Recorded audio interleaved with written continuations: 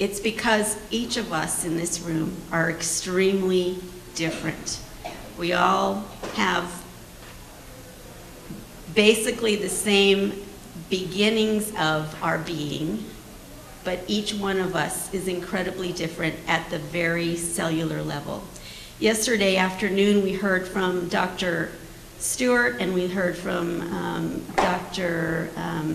I can't think what her last name is, but Bedouin yesterday, who was talking about the genomics and the epigenetics of cancer.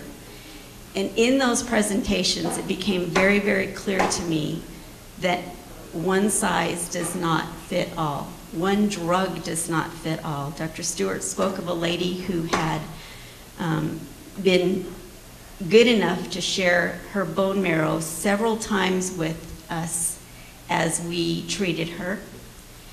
And in the course of that science of her myeloma, we found that her myeloma was receptive to a drug, became unreceptive to the drug, and then became receptive to the drug again. And we've learned that myeloma may have some turn-ons and turn-ons and turn-offs that can help with care. So while we think patients are refractory to Revlimid, they in fact may not be. They may need something besides the Revlimid to help with that. So the science of what we do is very, very important, because patients like you can help us learn more. And by learning more, we can do something more for patients in the future. Some of the things that are benefits of trials is that you get early access to new therapy. Another colleague of mine who actually lives in the state of Washington, who I met last year, is a patient who has a lymphoma. And he says his opportunity came to get tomorrow's drugs today. And I thought that was a great way to talk about how being involved in clinical trials is that you do really get tomorrow's drugs today. You help contribute to our understanding of myeloma, because it's really complicated. Plasma cells are very, very complicated. As a nursing student 35 years ago, I kind of didn't pay attention very well in class to the immune system, but it makes a huge difference. And that's where I have had to relearn that immune system and how important it is to patient care. Some of the risks, obviously, are some of the toxicities. So when we give you drugs that we're studying, we don't know what's going to happen.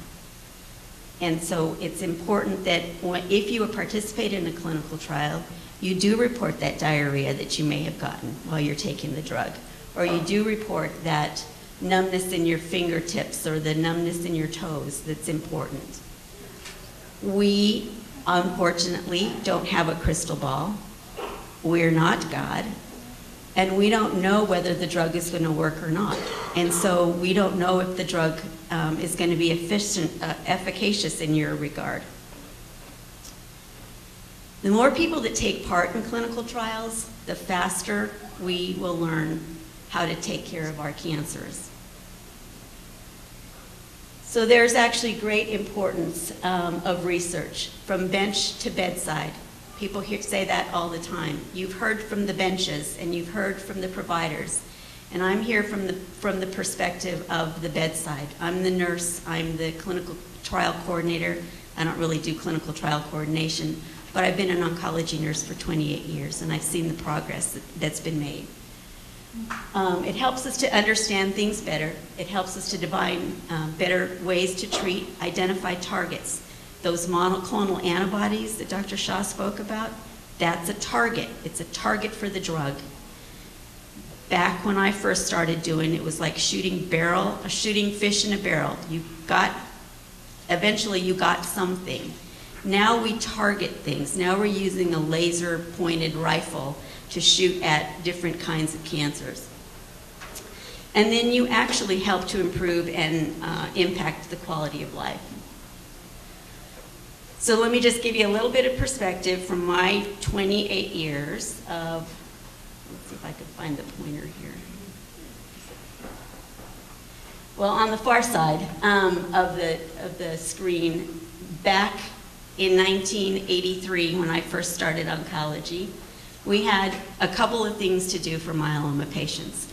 We either had vincristine, adriamycin, dexamethasone, or melphalan-prednisone. We didn't have stem cell transplant. That was in the 80s. Stem cell transplants come in the 90s. So in a decade, things changed the way we took care of myeloma. We had some maintenance therapy. We had some rescue stuff that really didn't work very well. So look what's happened in the 28 years. It's exploded. This is a small subset of things that are happening, mostly because I couldn't get everything onto the far left-hand side of the slide of all the things that are happening with myeloma. So it's an exciting time to be involved with cancer, but in myeloma in particular, because there's all of these arsenals at our disposal that we can take care of patients and hopefully do something better. So how do we change practice? Well, we change practice by you all being advocates for yourself in your personal care. From the moment you are screened with your blood count, or you walk into a physician office and you say, you know, I'm kind of tired. I don't know what's happening. I'm fatigued easily. Nobody can figure out what's wrong with me. Start asking those questions. Ask about screening options that you have. Get them to do a blood test on you. Have them do a serum protein electrophoresis. Dr. Kyle will laugh, because I remember when we used to diagnose patients with a urine sample, and we would also check for Bence-Jones proteins in the urine for myeloma. That's how we figured it out. Now we have much better tools to figure it out. The diagnostic system is also helpful. When you sit and talk with your physician and you're being given options for standard care, ask the question Dr. Shah asked us to challenge our community oncologists with. What clinical trials might there be out there that I might be eligible for? You have to think about that as you take care of yourself and you help others take care of you. And then we all survive our cancers. What is it that we as healthcare providers can do to help you survive your cancers? Speak up. Ask your caregivers to speak up. What are we not providing for you that we need to? Because that's going to drive the way we take care of you as a survivor. So understanding where you are, where you've been, and where you'd like to be is important to us who do the research. So please share your stories with us.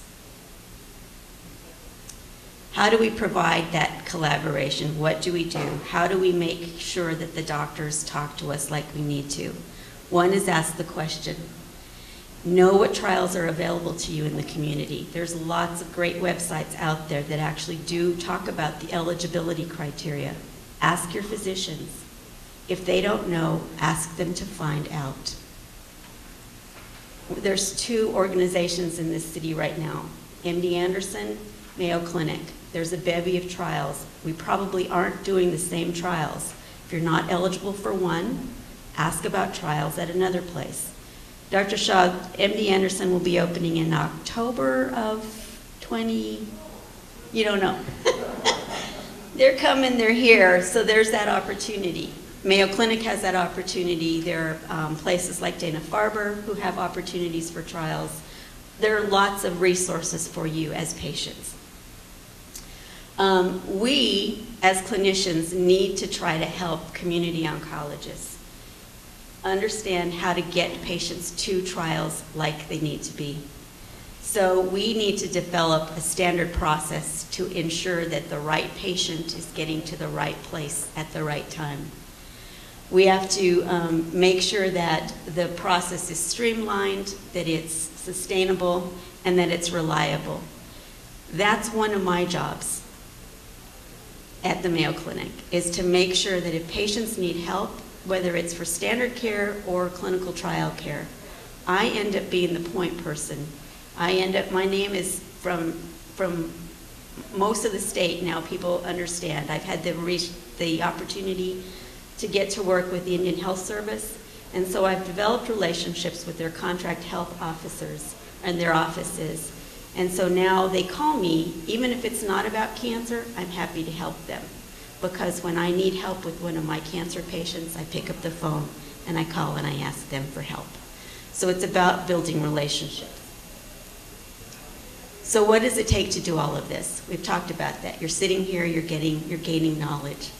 You hopefully are gaining a better understanding of what it is to be on a clinical trial.